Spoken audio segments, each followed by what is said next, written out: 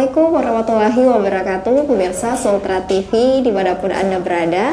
Senang sekali saya Dian Rahma menjumpai Anda semua, dan semoga di hari yang ini kita tetap dalam keadaan sehat walafiat ya, tetap terus semangat menjalankan aktivitas yang Anda lakukan.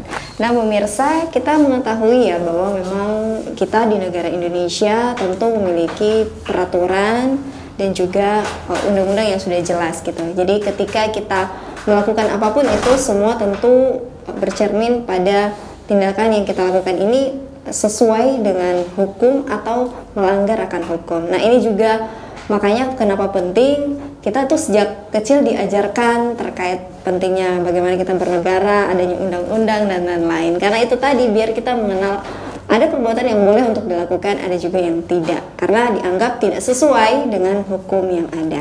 Nah, pada kesempatan kali ini telah bergabung bersama kami Bapak Muhammad Rutabuzzaman SHMH selaku Hakim Ad Hoc Tipikor.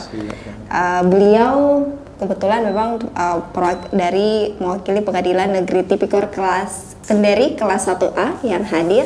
Dan pasti bertanya-tanya nih pemirsa, kok kita tumben nih membahas terkait pengadilan di Tipikor. Berarti Tipikor sendiri kan kita tahu tindak pidana korupsi, apakah ada kaitannya dengan apa nih ya? Tidak seperti itu. Jadi kita menghadirkan beliau hari ini ya sedikit banyak ingin menjelaskan kepada kita semua terkait tupoksinya dan juga bagaimana saat ini Pengadilan Negeri Tipikor Kendari kelas 1A ini terus memaksimalkan kinerja khususnya yang menangani masalah-masalah yang terjadi di daerah Sulawesi Tenggara.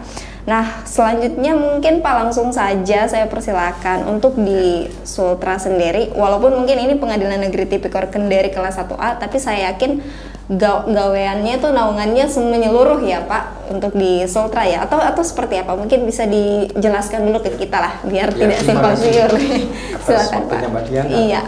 Para pemirsa TV Sultra yang budiman.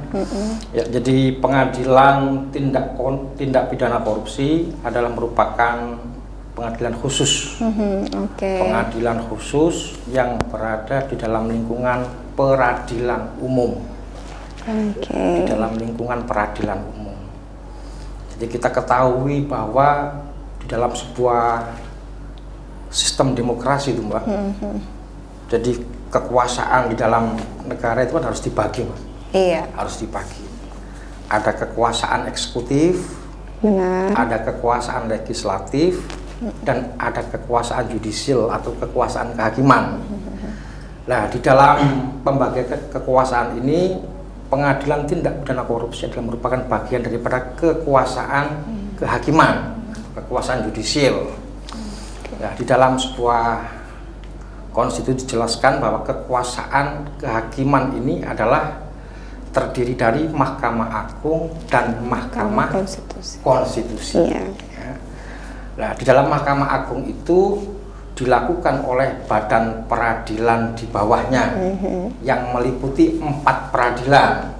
Yang pertama ada peradilan umum, yang kedua ada peradilan agama, yang ketiga ada peradilan militer, dan yang keempat ada peradilan tata usaha negara atau PTUE. Jadi kekuasaan kehakiman ini ya dilakukan oleh sebuah Mahkamah Agung dan Mahkamah Konstitusi, dan Mahkamah Agung ini mempunyai 4 ya. lembaga peradilan, di mana dari 4 lembaga peradilan itu mempunyai kewenangan masing-masing. Jadi sesuai dengan bagian-bagiannya. Sekarang pertanyaannya adalah bagaimana dengan pengadilan tindak pidana korupsi yang itu kan pengadilan tipikor.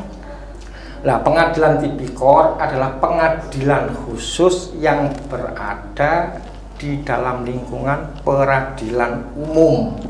Yang di awal tadi ya. Berada di lingkungan peradilan umum. Nah, peradilan tindak pidana korupsi ini ya pertama kali muncul ada pengadilan tindak pidana korupsi setelah adanya Undang-Undang Nomor 46 Tahun 2009 yang mengatur tentang pengadilan tindak pidana korupsi. Nah, sebelumnya itu terkait dengan tindak pidana korupsi diatur dalam Undang-Undang KPK. tahun 2002 awalnya. Awalnya ya. Baru benar. kemudian oleh Mahkamah Konstitusi hal itu dinyatakan bertentangan dengan undang-undang karena ini merupakan pengadilan harus punya undang-undang sendiri. Iya, ya benar. Sehingga muncul undang-undang Pengadilan Tindak Pidana Korupsi nomor 46 tahun 2009. Nah, di dalam Undang-Undang Pengadilan Tindak Pidana Korupsi di situ diatur tentang kedudukan, tugas dan wewenang. Nah, kedudukannya adalah berada di ibu kota kabupaten atau kota. Berarti Kendari gitu kan? Nah, di ibu kota kabupaten atau kota. Karena memang terhambat terkait dengan pengadaan syarat dan prasarana, maka untuk sementara pertama kali adalah berkedudukan di ibu kota provinsi. Berkedudukan di ibu kota provinsi, misalnya. Berarti kalau mamanya di Indonesia sekarang punya berapa provinsi? 34, ada 34 tambah rencananya mau 4 lagi itu ya. Benar. Nah, berarti rencananya nanti paling tidak ada tambahan 4 lagi. Betul, jadi 38. jumlah provinsi itu menentukan jumlah pengadilan tindak pidana korupsi dan berada di ibu kota provinsi. Berarti kalau di sini Sultra ada Sultra, ya, Kendari. gitu. Nah, karena di dalam lingkungan peradilan umum maka termasuk di dalam pengadilan negeri Kendari. Di pengadilan negeri namanya Pengadilan Negeri HI atau Tipikor Kendari. Iya, itu makanya kalau biasa kita lihat ya, atau juga masyarakat mungkin akhirnya mengetahui oh ternyata seperti ini. Sebenarnya memang Pengadilan Negeri HI atau Tipikor Kendari kelas 1 ini ya sudah sangat jelas tadi disampaikan oleh Bapak Rutabus. Jadi di Pengadilan Tipikor Kendari ini selain ada Pengadilan Tipikor, itu ada Pengadilan Hubungan Industrial. Oh gitu, itu juga sebenarnya yang menjadi naungan ya. Ada pengadilan tersendiri. Itu letaknya di Barugah itu. Oh iya saya ada pengadilan yang itu ya. Tipikor Kendari ya. Kalau biasanya mau masuk dari Konawe dari bandara mau masuk ke Kendari. Ke Kendari pasti melewati situ dan tidak asing ya. Iya, itu merupakan bagian daripada pengadilan negeri yang ada di Tipul, iya, gitu. Nah, sekarang terkait dengan tugas dan wewenang. Iya, berarti kan berbeda Pak ya. Mohon maaf saya potong, Tipikor dan HI ini tentu pasti beda dong. Nah, mungkin silakan boleh dijelasin Pak. Ya, jadi di dalam Di dalam peradilan umum itu terdapat beberapa pengadilan khusus. Terdapat beberapa pengadilan khusus. Nah, misalnya peradilan umum itu ada Pengadilan Tipikor, ada Pengadilan Hubungan Industrial, ada Pengadilan Niaga, tapi di sini belum ada Pengadilan Niaga di Makassar ya. Biasanya di dia menentukan juga dengan kondisi wilayah juga ya Pak ya. Terus kemudian ada Pengadilan Pajak. Sebenarnya Pengadilan Pajak juga ada. Pengadilan Pajak. Tapi belum ya di Sultra. Ya, itu nanti masuk PT UN. Oh iya oke saya Pak. Gitu. Jadi ada 4 ya. Hanya yang niaga ini yang belum ya. Belum di Sultra. Iya benar. Nah, tentu kan Pak, ini pasti ya itu tadi berbeda-beda masing-masing. Kalau tugas dan kewenangannya. Tugas dan wewenang. Kalau Tipikor atau tindak pidana korupsi ya kita tahu lah, sudah jelas dari namanya berarti apa sih yang diadili gitu kan di situ Pak.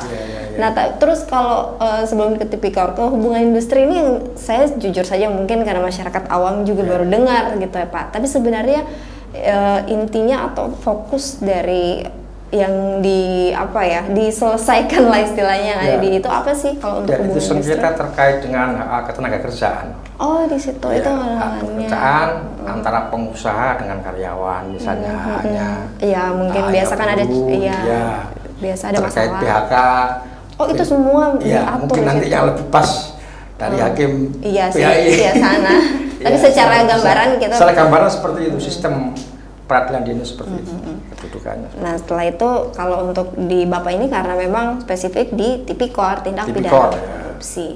Nah kita juga tahu ya Pak bahwa memang kan kasus korupsi itu kayaknya ibarat sesuatu yang tidak bisa lepas dari kita semua ya, dari seluruh warga negara Indonesia, karena memang kasus ini kan terus-terus saja terjadi. Tapi terlepas dari itu semua Pak, secara umum saja bagaimana sih pendapat Bapak yang juga pasti sering menangani masalah-masalah tersebut ya, itu tadi karena sesuai dengan tugas dan tanggung jawab. Pendapat Bapak secara umum gimana sih? Jadi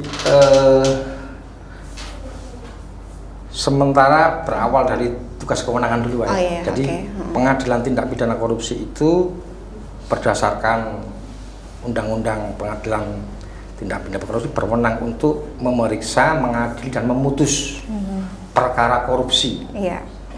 Kewenangannya. Memeriksa, mengadili dan memutus ya, perkara tindak pidana korupsi. Yang kedua adalah tindak pidana pencucian umum yang asal dari tindak pidana korupsi. Artinya sumber asal keuangannya itu dari korupsi tadi. Itu di, juga apa? Ada pencucian uang. Ya, pencucian uang. Gitu.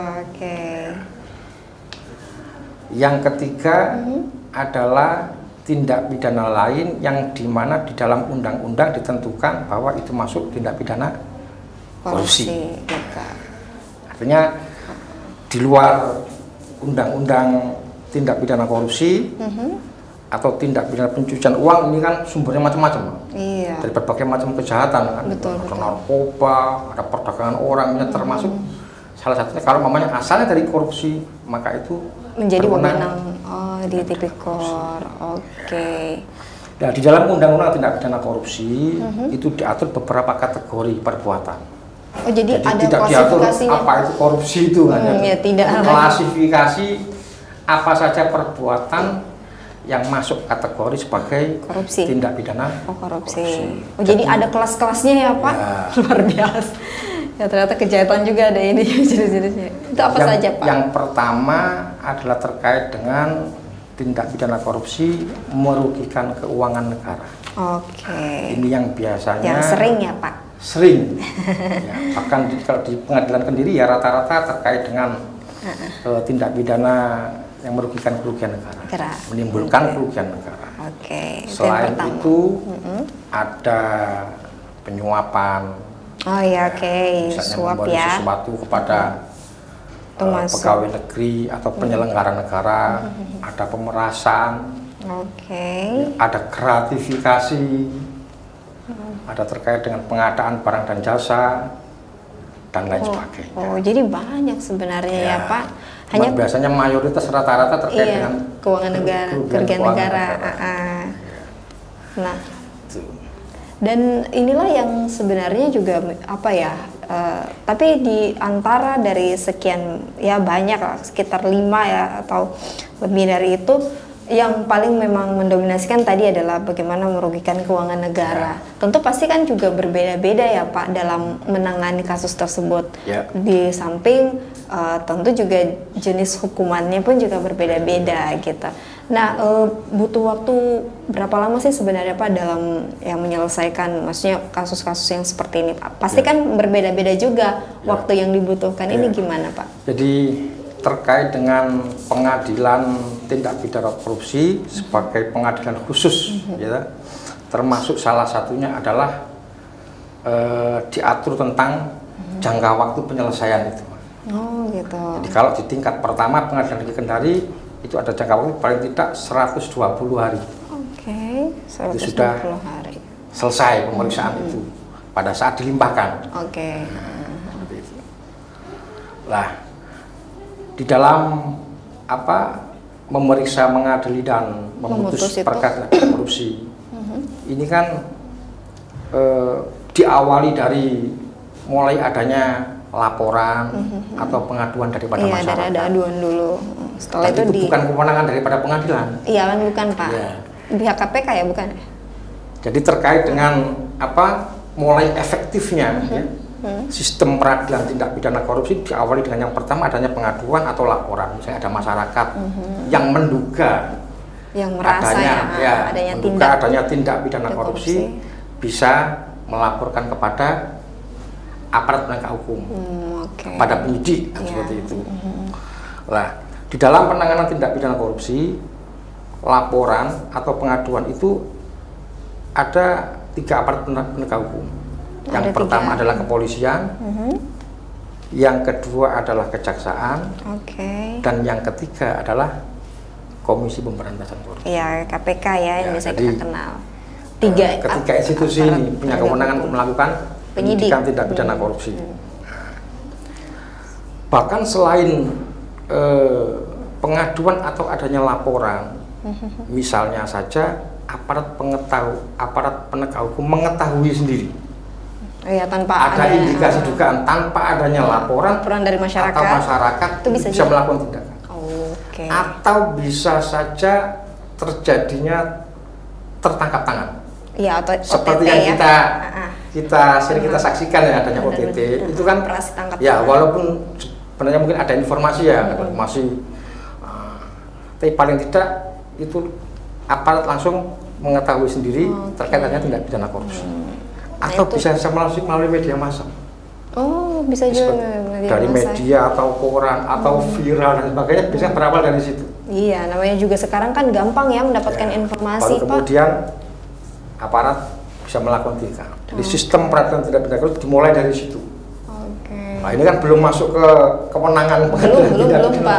Masih awal dulu ini di pihak penyidik dulu gitu kan. Baru kemudian di tingkat penyidikan, kalau sudah selesai ke tingkat pengadilan. Penuntutan dulu. Penuntutan dulu. Gitu. Kalau penyidiknya kepolisian, maka penuntutannya nanti kejaksaan. Tapi kalau penyidikannya adalah di kejaksaan, maka di situ di kejaksaan ada bagian penuntutannya, jaksa penuntut. Termasuk juga di KPK. Di situ ada penyidik KPK, ada jaksa KPK penuntut. Gitu. Jadi tidak langsung serta-merta ke pengadilan. Semua langsung kemudian lapor ke pengadilan. Langsung ke Bapak dilapor enggak ya? Jadi ada prosesnya. Ada proses yang cukup panjang di situ. Cuman yang menjadi perhatian kami, ini yang harus dijunjung adalah prinsip presumption of innocence. Apa itu, Pak? Prinsip asas praduga tak bersalah. Selama ini biasanya terkait dengan tindak pidana korupsi di tingkat penyidikan itu kan sudah langsung diekspos. Iya, Pak. Bahkan media juga ya. Padahal terbukti atau tidak itu kan belum tahu. Sebenarnya memang kita tidak bisa menyalahkan itu. Gitu. Tapi perlu diberikan wawasan kepada masyarakat bahwa prinsip asas praduga tak bersalah. Istinya jangan terlalu menjudge dulu ya, gitu ya Pak ya. Justifikasi kadang-kadang terstereotip. Iya Pak, ini mungkin yang kita tahan dulu ya, kayak menarik ini Pak, karena memang jujur saja Pak, sudah banyak sih sering saya lihat ketika ada indikasi, ini dugaan ya, baru dugaan, tapi sudah ada itu tadi banyaknya kayaknya ini sudah membudaya ya, gimana kita langsung menjudge seseorang bahwa iya dia salah gini, padahal kan padahal kan belum diidentifikasi lebih lanjut ini. Nah, ini mungkin akan kita bahas lebih lanjut lagi ke Bapak juga nanti terkait bagaimana tanggapan Bapak ya di Sultra ini, dan apakah juga Pengadilan Negeri Tipikor Kendari kelas 1A ini juga punya program-program prioritas lain. Nah, itu nanti akan kita bahas semuanya setelah yang satu ini. Jangan kemana-mana.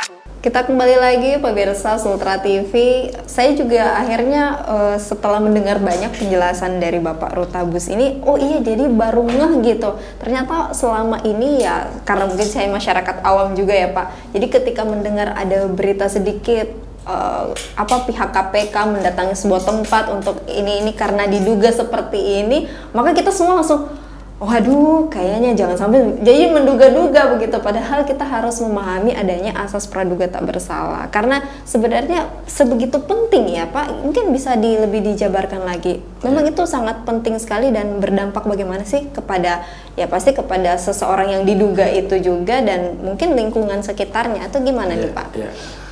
Jadi untuk menentukan benar tidaknya seseorang itu melakukan perbuatan melanggar hukum atau dalam hal ini adalah melakukan tindak pidana korupsi, itu harus didasarkan pada sebuah putusan yang berkekuatan hukum tetap. Oh gitu. Seperti itu. Itu prinsip itu dulu yang harus ditanamkan atau difahamkan kepada masyarakat. Nah, lebih-lebih dampak tindak pidana korupsi ini kan ya sangat berpengaruh terhadap keluarga, rekan-rekan sejawat para terdakwa, ya kan? Nah, di dalam pemeriksaan tindak pidana korupsi itu kan nanti jaksa penuntut umum akan membuktikan. Oh, nanti di situ dibuktikan dulu berarti dulu. Sebelum ke pengadilan ya. Pengadilan nanti apakah terbukti atau tidak ya tergantung alat buktinya. Oh iya. Apakah benar-benar mendukung fakta-fakta sesuai dengan unsur-unsur pasal yang didakwakan. Gitu. Oke. Sedangkan dari pihak terdakwa itu punya hak untuk didampingi oleh penasihat hukumnya. Oh gitu. Penasihat hukum. Mereka dan ini sudah diatur juga dalam undang-undang kan Pak? Diatur. Bahkan apabila terdakwa itu tidak mampu ya membayar kuasa hukum atau mencari kuasa hukum, pengadilan wajib menyediakan untuk mencari penasihat hukum. Jadi di Pengadilan Negeri Kendari itu sudah ada pos bakum. Pos bakum ya, itu pos bantuan hukum. Itu adalah mendampingi secara cuma-cuma terhadap terdakwa yang tidak mampu. Bukan berarti kemudian mendukung setiap koruptor itu pasti uangnya banyak. Iya. Dan bahkan banyak terjadi juga di Pengadilan Negeri Kendari. Ya. Sebenarnya mereka semacam sudah tidak punya apa-apa untuk minta supaya mendapatkan pendampingan dari advokat secara profesional sudah tidak mampu, sehingga mau tidak mau ya pengadilan menunjuk. Dan itu sudah banyak terjadi, Pak. Banyak terjadi. Oh gitu. Karena tipikor ya harus didampingi. Iya. Karena itu sudah ada aturannya gitu kan, Pak ya. Iya. Dan pengadilan sudah menyiapkan dan sudah ada anggarannya memang untuk jasa profesional ya. Oke. Jasa profesional memang dari terdakwa tidak ada pungutan spesial pun. Karena itu dibiayai dari Mahkamah Agung langsung melalui puspakum itu. Oh gitu Pak. Jadi ya karena kan kebanyakan orang kalau kita lihat wah dia terduga ini ya berarti uangnya banyak gitu kan ya, Pak. Ini padahal tidak selamanya juga. Tidak selamanya juga. Karena mungkin bisa saja ya dia hanya dijadikan sebagai pihak yang mungkin akan terduga seperti itu gitu kan Pak ya. Nah lantas Pak sampai sejauh ini berarti setelah memang sudah masuk sampai ke jaksa penuntut umum itu nanti baru setelah itu dilimpahkanlah ke peradilan ke pengadilan negeri. Baru pengadilan negeri menetapkan siapa majelisnya dan dari majelis itu yang melakukan sesuai kewenangan tadi memeriksa, mengadili dan memutus terakhir gitu. Sistem dan itu tidak begitu lama ya Pak waktunya ketika sudah sampai di pengadilan nih gitu untuk kalau itu kasusistik Mbak. Jadi tergantung daripada perkaranya dan tuntutannya juga ya kan Pak ya? Iya. Karena ini tindak pidana korupsi itu hampir rata-rata saksi itu ya banyak sekali, ada yang 50, sama ada seperti yang 90, itu Pak? Ada yang 100. Jadi saya pikir Pak cuma 1-2 orang saksinya. Nah, itu bedanya dengan kasus kejahatan lain ya. Tapi walaupun seperti itu, ya tetap kita harus tunduk pada aturan terkait dengan penyelesaian itu. Penyelesaian itu. Makanya kadang-kadang kalau dalam perkara-perkara pidana umum itu kan 1 minggu sekali sidang. Biasanya kan akhirnya kan sidangnya kan banyak juga. Kalau di tipikor bisa-bisa 1 minggu 2 kali. Berbeda dengan memang pengadilan-pengadilan lain gitu. Terus tingkat kasusnya, ya kesulitan kasus perkara yang ditangani itu juga mempengaruhi cepat dan lamanya penanganan perkara. Jadi fleksibel ya, tidak waktunya ya Pak. Artinya semuanya harus sesuai dengan due process of law yang diatur dalam hukum acara. Jadi mulai dari dakwaan, ya proses formal hukum acara. Dakwaan nanti apakah dakwaan diterima atau ada apa eksepsi dari terdakwa atau penasihat hukumnya. Kalau ada eksepsi berarti nanti ada putusan sela, tanggapan eksepsi, baru kemudian pembuktian. Pembuktian nanti saksinya diperiksa seperti itu. Jadi memang cukup kompleks ya sebenarnya. Kan masyarakat bisa menyaksikan bagaimana jalannya proses persidangan. Silakan nanti barangkali ada masyarakat yang ingin tahu bagaimana proses jalannya persidangan. Itu bisa tindak pidana korupsi bisa hadir ya Pak? Hadir. Oh gitu. Karena terbuka untuk umum. Saya pikir tidak seperti itu gitu. Jadi hanya yang hadir itu mungkin keluarga dari pihak terdakwanya gitu. Saya pikir tidak terbuka untuk umum. Semuanya berat. Ya sama dengan pengadilan lain ya. Sama dengan kasus-kasus pidana umum kecuali yang ditentukan misalnya terkait dengan pencabulan. Oh iya, itu kan lain lagi ya oke. Tapi terlepas dari itu semua sebenarnya ini bisa untuk disaksikan masyarakat umum ya.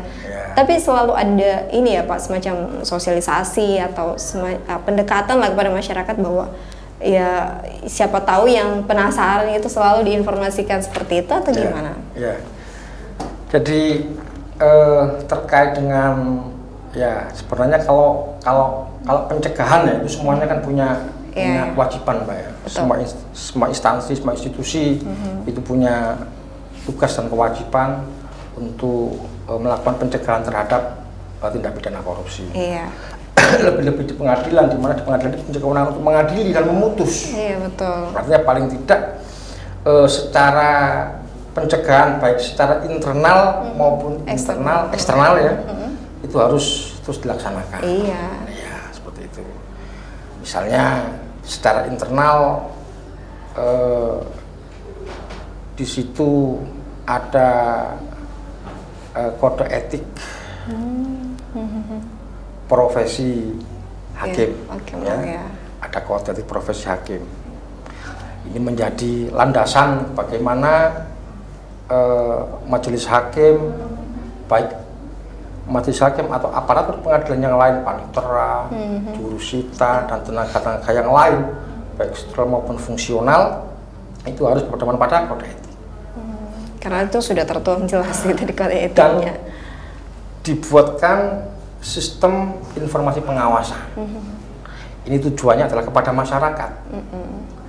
Tujuan kepada masyarakat semuanya. Barangkali ada yang melihat dugaan ya, yang dilakukan oleh aparatur pengadilan yang melanggar kode etik, bisa langsung membuat laporan atau pengaduan. Gitu. Ya paling tidak ini adalah usaha ya. Iya betul. Ya, semuanya sudah bisa dilakukan secara online, ada di Siwas. Siwas Mahkamah Agung.go.id. Oh itu semacam sistem memang yang dibangun ya oleh Mahkamah Agung. Oke Pak, dan Bapak sendiri kan di sini kalau tadi saya sampaikan ya kepada pemirsa sebagai hakim ad hoc tipikor. Ad hoc ini mungkin bisa dijelaskan ke kita ya. Itu apa sih sebenarnya Pak? Jadi di dalam Undang-Undang Tindak Pidana Korupsi, Undang-Undang Tindak Pidana Korupsi, yang dimaksud dengan hakim tindak pidana korupsi adalah hakim karir dan hakim ad hoc. Oh gitu. Jadi ada hakim karir dan ada hakim ad hoc. Nah di dalam susunan majelis hakim penyelesaian sengketa tindak pidana korupsi itu harus terdiri dari dua hakim itu. Kalau hakim ad hoc berarti kalau ad hoc itu kan khusus. Iya khusus. Jadi tidak boleh menangani perkara lain selain tindak pidana korupsi. Iya, jadi khusus itu ya. Berarti kalau saya ini nggak mungkin menangani perkara-perkara pidana umum atau perdata tidak. Nah bagi hakim karir itu bisa bisa untuk mengadili perkara tindak pidana korupsi apabila sudah mempunyai sertifikasi keahlian. Jadi tidak semua hakim karir itu bisa untuk mengadili perkara tindak pidana korupsi. Berbeda dengan ad hoc ya, yang sudah pasti sudah khusus itu. Ya khusus. Gitu. Nah berarti sudah banyak dong Pak yang diadili ya untuk mengadili kasus tipikor sampai sejauh ini. Di Sultra sudah berapa kali? Di Sultra kurang lebih untuk tahun 2003 itu kurang lebih 22. Untuk tahun ini saja? Tahun ini saja ya. Untuk di tahun-tahun lalu Pak, apakah mengalami peningkatan? Tahun sebelumnya itu kalau tidak salah kurang lebih 40 tahun cukup 2002. Iya. Ya sekitar segitulah 40, 50. Tapi tidak pernah sampai 100 ya Pak? Kayaknya tidak pernah. Oh, iya. Ya, mungkin berbeda dengan kota-kota yang Iya. kelas 1A khususnya. Iya Pak, berarti itu kan Bisa- sudah kota-kota bisa besar gitu ya. ratusan, ya. Kami juga nggak tahu itu faktor apa, kok memang segitu ya, nggak ngerti juga. Tapi saya sih harapannya Pak semoga Ya harapannya makin Pak nggak sedikit ada, dong Pak. nggak Iya, ada. Pak, tidak ada Ya dong. bisa saja itu karena memang sedikit orang yang korupsi di Sultra. Kalau Iya. bisa saja seperti itu. Bisa saja, ya kita doakan ya semoga bisa gitu. Ya karena kita sih inginnya kan tidak ada lah tindak pidana korupsi ya, karena itu pasti akan pertama merugikan itu tadi keuangan negara, terus juga pasti akan berdampak sama masyarakat sekitar, lingkungan dan keluarga yang si pelakunya gitu. Jadi sangat disayangkan lah. Tapi lagi-lagi itu kan Pak ya semacam apa ya, sesuatu yang mungkin bisa saja pelan-pelan untuk dicegah gitu ya. Tapi semua pasti butuh proses, tidak bisa langsung yang instan gitu.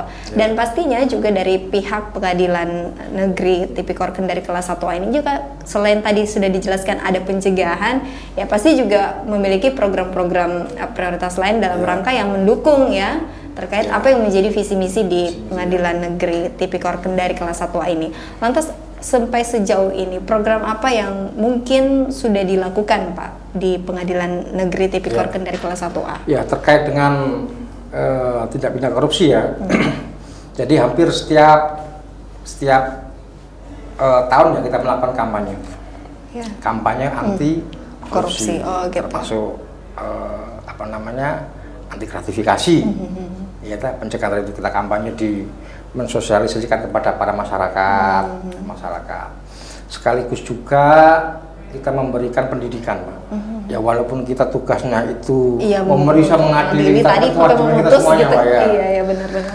Memberikan pendidikan, pemahaman dan wawasan kepada para siswa-siswa yang ada di SMA, SMP di Kota Kendari. Oke. Itu. Dan itu menjadi kegiatan rutin dong, Pak ya. Terus kemudian pembangunan zona integritas. Nah, saya juga ini komitmen. Sering dengar nih zona integritas gitu. Itu maksudnya gimana sih, Pak? Terkait dengan zona integritas, itu kan sebenarnya di program pemerintah, Pak, terkait dengan reformasi birokrasi. Iya. Bagaimana membuat sebuah demokrasi itu yang benar-benar bisa mencegah terjadinya adanya tindak pidana korupsi, good corporate governance, clean governance, memberikan pelayanan yang prima kepada masyarakat. Seperti itu. Misalnya di Pengadilan Kendari, ini kan sangat menjadi sebuah permasalahan ya, menjadi sebuah atau resiko ketika ada pertemuan antara hakim dengan siapa? Dengan jaksa atau hakim dengan panitera atau hakim dengan pihak-pihak yang berkepentingan. Lah bagaimana itu tidak terjadi? Walaupun bukan berarti ketemu itu pasti melakukan tindakan yang tidak diharapkan seperti itu. Tapi paling tidak harus dilakukan pencegahan dulu. Maka dilakukan pembatasan. Jadi tidak boleh orang yang berperkara kemudian datang ketemu hakim, nggak bisa. Makanya di situ ada PTSP dan hampir di setiap lembaga dan instansi seperti itu. Karena memang semua harus melalui semuanya prosedur harus seperti itu. Betul sekali. Ya lagi-lagi ya kita tahu juga bahwa memang di negara kita kan sudah jelas semua diatur dengan hukum. Bahkan di Pengadilan Negeri Kendari itu aparatur pengadilan nggak boleh makan di kantin, walaupun kantinnya sendiri. Oh gitu. Karena potensi nanti bertemu, padahal juga bertemu belum tentu. Iya. Mencegah kita tindakan-tindakan preventif dilakukan ya. Oh jadi memang khusus untuk para ini ya, para hakim yang ini. Ya hakim semuanya. Tidak boleh juga panitera, termasuk panitera berarti. Ya termasuk panitera. Ya. Wah saya juga baru tahu loh Pak ini kalau Bapak tidak sampaikan. Jadi kalau lamar ya makan siang itu telepon aja suruh ngantar. Oh alah. Dan itu sebenarnya sudah lama dan memang sudah menjadi suatu keharusan. Ya zona integritas. Bahkan selain di mana? Selain di lingkungan PN sendiri, bahkan di luar juga akan dipantau. Jadi ada tim tim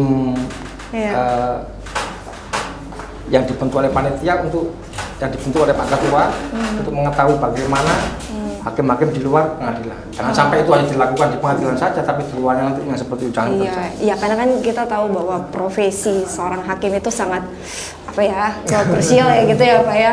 Jadi beresikonya kan cukup besar gitu. Itu mungkin juga menjadi salah satu faktor kenapa memang ada istilah atau ada yang sudah menjadi keharusan bahwa memang hal-hal tersebut dipantau gitu ya. Jadi dilihat bahwa memang ini juga untuk menjaga, selain saya rasa juga menjaga integritas seorang hakim juga gitu. Jadi kalau boleh tahu Bapak memang sudah untuk di Sultra sendiri sudah berapa lama sih Pak? Saya kurang lebih 2 tahun. Sudah 2 tahun ya, oke. Jadi ya kurang lebih sudah mengetahui kondisi Sultra lah ya.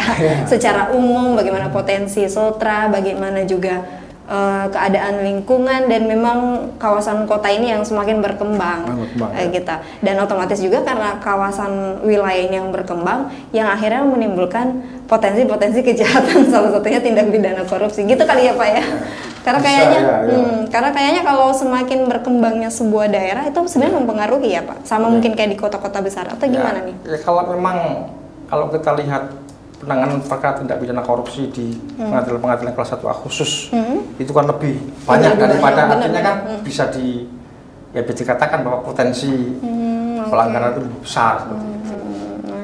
Seperti itu. Iya, dan inilah yang berarti juga ya kami harapkan sih semoga masyarakat juga bisa ambil peran ya Pak untuk mendukung ya sama-sama. Ya berharap ada kontribusi lah dari masyarakat. Bagaimana untuk meningkatkan integritas para aparat pengadilan, ada pengawasan baik dari internal melalui Bawasnya maupun dari masyarakat. Betul. Dan di situ ada Siwas misalnya seperti itu. Iya. Nah, pemirsa, kita masih akan kembali setelah yang satu ini, jangan kemana-mana.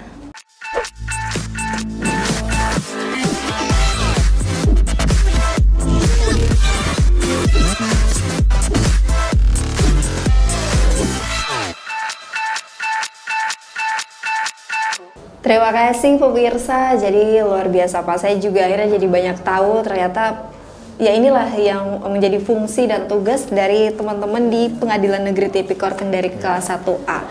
Banyak mungkin yang masyarakat di luar sana hanya menganggap bahwa oh ini di pengadilan negeri ya tinggal bagaimana ya sesuai memeriksa, mengadil dan memutus ya, tapi rupanya banyak proses juga yang harus dilewati oleh seseorang yang terduga memang melakukan tindak pidana korupsi sehingga akhirnya ada di pengadilan itu sendiri. Tapi terlepas dari itu semua, kita tadi juga sempat berbincang-bincang. Jadi sebagai profesi seorang hakim pun juga ini luar biasa karena ada sesuatu yang harus terus dipantau gitu, karena itu tadi jangan sampai mengurangi integritas sebagai seorang hakim.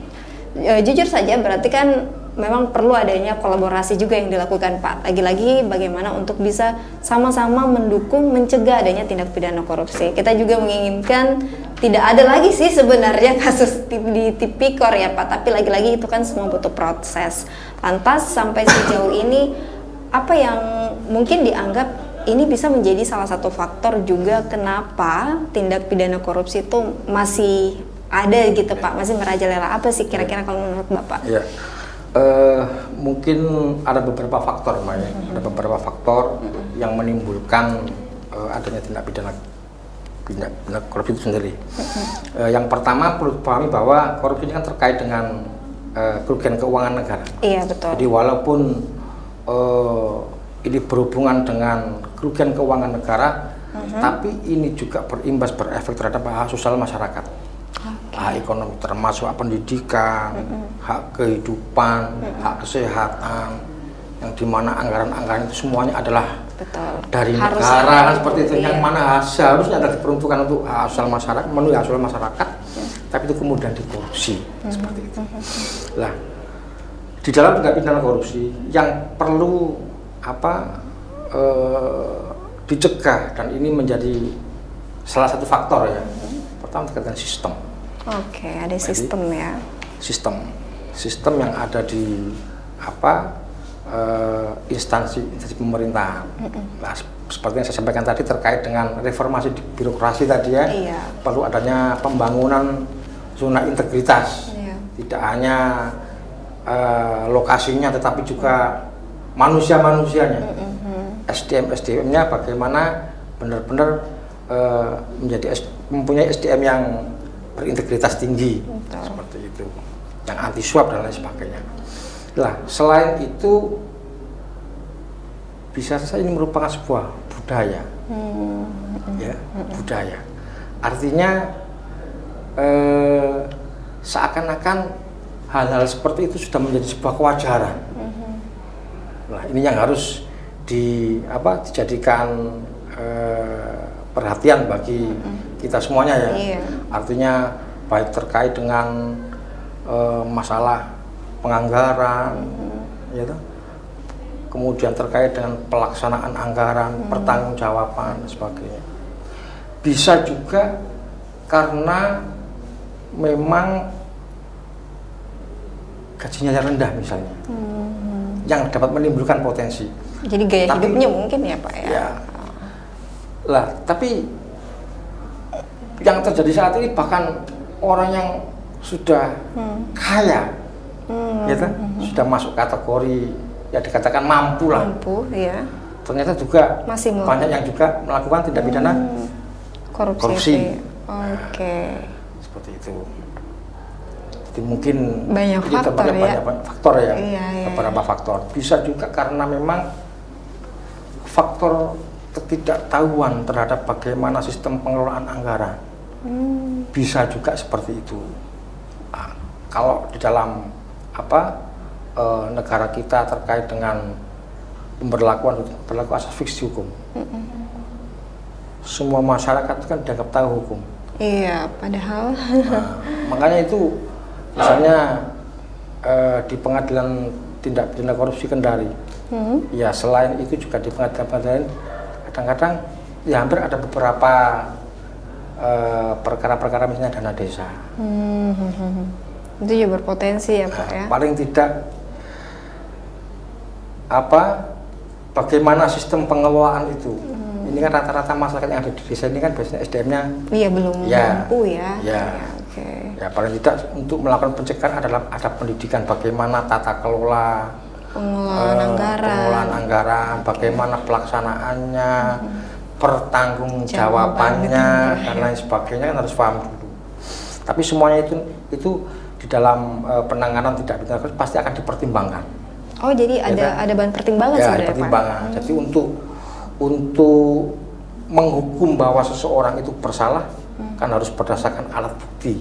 Bahwa alat bukti itu benar-benar memenuhi apa yang didakwakan oleh jaksa penuntut umum. Nah, selain itu juga ada beberapa faktor ya. Ada beberapa faktor lain yang bisa membuat ringan dan tingginya sebuah hukuman ya. Kalau memang orang benar-benar salah ya, sudah mengetahui, memahami bagaimana cara gitu.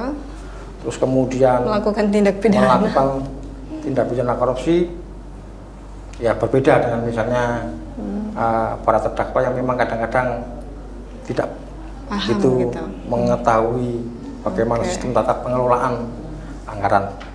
Jadi sebenarnya itu yang menjadi banyak faktor ya kenapa pemirsa ya tindak pidana korupsi itu masih marak terjadi khususnya di Sulawesi Tenggara. Jangankan di Sultra Pak, di kota-kota besar pun juga daerah-daerah lain juga masih sangat sering ya. Itu lagi-lagi sebenarnya harus memang ada kesadaran dari diri sendiri dulu ya Pak ya. Memahami bahwa apa yang dilakukan itu sebenarnya selain akan merugikan negara, maka akan merugikan kita semua juga termasuk dirinya sendiri gitu. Karena sangat disayangkan apalagi kalau orang-orang yang memang sudah memiliki kedudukan yang baik, terus juga memiliki lingkungan, situasi yang memang sudah menguntungkan mereka malah disia-siakan dengan hal yang sepele sehingga akhirnya malah berimbas juga pada seluruh keluarga dan tentu juga orang-orang di sekitarnya. Inilah sih sebenarnya menjadi tantangan juga kali Pak ya, karena budaya-budaya ini, faktor-faktor ini tadi yang disampaikan yang masih sangat perlu sih sebenarnya ada kesadaran dan juga dukungan mungkin dari pihak-pihak terdekat mereka kali ya Pak, sehingga memang tidak ada lagi. Tapi untuk baru-baru ini Pak, selain tadi dikatakan sudah ada 22 kasus ya yang saat ini di Sultra sampai di bulan Agustus ini berarti. Ini kan masih ada 4 bulan lagi menghadapi tahun baru lagi. Tahun baru ya. Ya mudah-mudahan tidak ada lagi ya. Tapi kita belum tahu nih Pak ya. Karena kan lagi-lagi pengadilan menunggu dari adanya limpahan dari jaksa penuntut umum, dari kejaksaan, atau juga mungkin dari para aparat penegak hukum. Ya lagi tentu harapan pasti ada dong Pak ya, untuk bagaimana masyarakat bisa sama-sama lah bahu-membahu untuk mencegah adanya tindak pidana korupsi. Lantas apa yang ingin Bapak sampaikan kepada masyarakat Sulawesi Tenggara? Silakan Pak. Kepada masyarakat, khususnya masyarakat Sulawesi Tenggara ya. Jadi harapan kami masyarakat memberikan sumbangsi atau andil peran serta ya, peran serta terhadap baik pencegahan maupun pemberantasan tindak pidana korupsi seperti itu. Jadi kita masih membutuhkan masyarakat ya, karena memang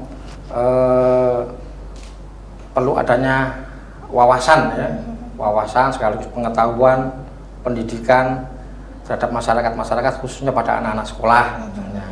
Itu dipahamkan bagaimana melakukan perbuatan yang tidak melanggar hukum, yang tidak korup, harus mengedepankan kebiasaan-kebiasaan yang bersifat jujur, ya di instansi menerapkan tata kelola yang baik, transparansi dan lain sebagainya. Itu adalah mendukung terkait dengan pencegahan dan pemberantasan tindak pidana korupsi.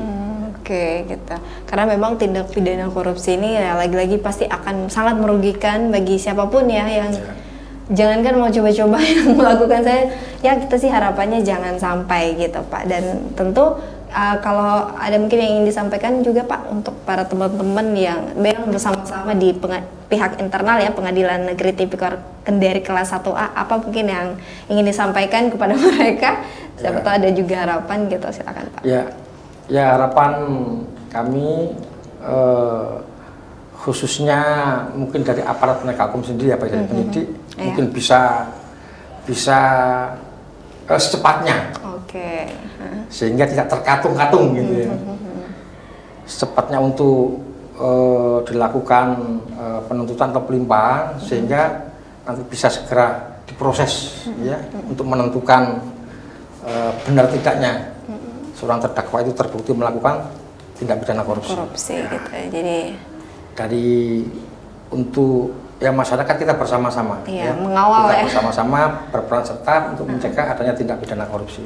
Oke gitu. Ya lagi-lagi semua adalah apa ya, kinerja bersama ya Pak. Bersama. Ini bukan juga hanya dari pihak para aparat penegak hukum kayak dari kejaksaan, KPK ataupun pihak kepolisian, tapi juga kita sebagai masyarakat sebenarnya punya peran yang penting juga ya Pak untuk bagaimana bisa mengawal agar tindak pidana korupsi ini tidak terjadi lagi khususnya di Sulawesi Tenggara. Nah Bapak luar biasa. Tidak terasa perbincangan kita sudah di penghujung acara. Saya harus pamit dari hadapan pemirsa dan juga Bapak. Tapi sebelumnya saya ucapkan terima kasih dulu Bapak Muhammad Rutabu Zaman, SHMH selaku Hakim Ad Hoc Tipikor Pengadilan Negeri Tipikor Kendari kelas 1A. Luar biasa, ini juga pertama kali saya ketemu dengan beliau. Jadi ya, akhirnya banyak tahu juga Pak. Walaupun tindak pidana korupsi sebenarnya saya tidak asing gitu, tapi saya juga baru tahu ternyata seperti ini. Sistem bagaimana ketika sudah di pengadilan, rupanya banyak tahap yang dilewati oleh para pelaku ya gitu. Jadi tidak langsung diadili, tapi banyak hal yang dilakukan sampai akhirnya memang diputuskan bahwa mereka sebagai terdakwa gitu. Nah pemirsa di rumah, terima kasih juga menyaksikan program ini. Semoga ada hal-hal positif yang bisa diambil, dan lagi-lagi mari kita sama-sama cegah korupsi dengan mengambil peran untuk sama-sama mendukung seluruh pihak-pihak yang memang menjadi orang-orang yang mengawal adanya aduan atau pelaporan dari tindak pidana korupsi. Akhir kata, saya beserta kru yang bertugas pamit undur diri. Wassalamualaikum dan sampai jumpa. Assalamualaikum warahmatullahi wabarakatuh.